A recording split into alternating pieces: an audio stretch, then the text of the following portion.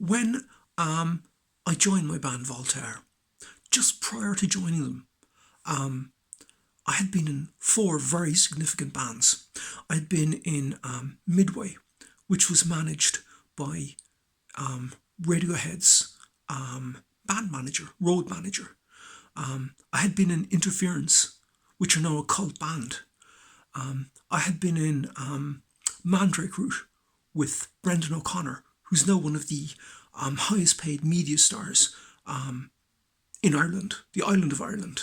And I'd also been in my own band, and we kind of did stuff like that, a lot of kind of ambient guys are doing now. And I'd played 2 gigs in Sir Henry's. And then, this is all just prior to joining Voltaire. And again, like, I didn't start the band, I was asked to join it. And, I kind of, with a degree of reticence, I may add, but I would like to say that even though the name Voltaire is coming from Cabaret Voltaire, because when we started playing, that's what it sounded like. But quickly, the sound crystallized into some, the essences of Depeche Mode. So Voltaire was primarily, in terms of influence and sound, was holistically coming from Depeche Mode. The thing is, if that band kept going, and as I already mentioned, I had been in 4 big bands, but that band could have been successful in terms of Top of the Pops, in terms of playing Glastonbury and festivals, in terms of like having like big chart albums out. I know how these things work. I know how they work, and I'm kind of, I'm sure if we stayed together and got it together, that would have manifested, no problem.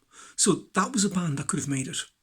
Now, and again, that band, Voltaire, was influenced by Depeche Mode. Now, the next thing I'd like to talk about is Gary Numan's Second Epiphany. Songs of faith and devotion were the catalyst for this. Now, I have to say that my song Supermodel and St. Elmo by the Sea, both songs are derived from Depeche Mode. Now, Vince Clarke era Depeche Mode, but Depeche Mode. Whereas Voltaire were Depeche Mode holistically, Supermodel and St. Elmo by the Sea are coming out of Vince Clarke era Depeche Mode, absolutely. Other influences, but primarily those. And that was an epiphany for me, because that was the sea change, the catalyst for sea change in my electronic music.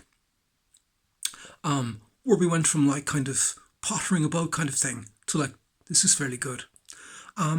Also, my albums, Apropos of Essence, Neon Radio, Afternoon in Utopia, Melrose Monologues, and Liberty Kansas Sun, all of those albums have elements of Depeche Mode on those.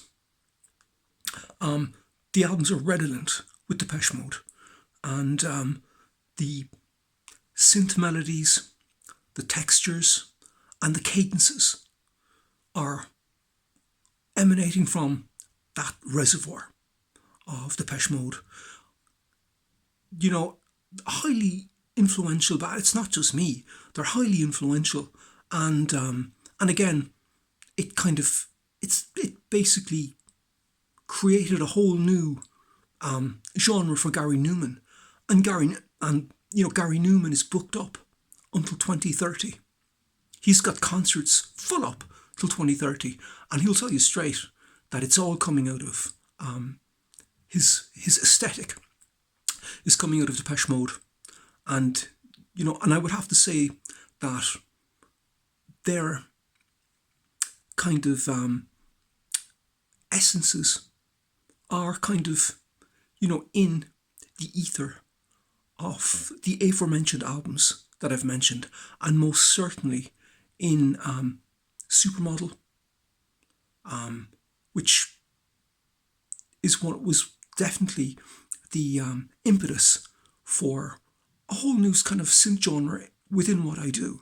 And again,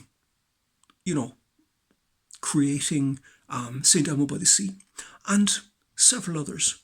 So there you go. Thank you very much for listening.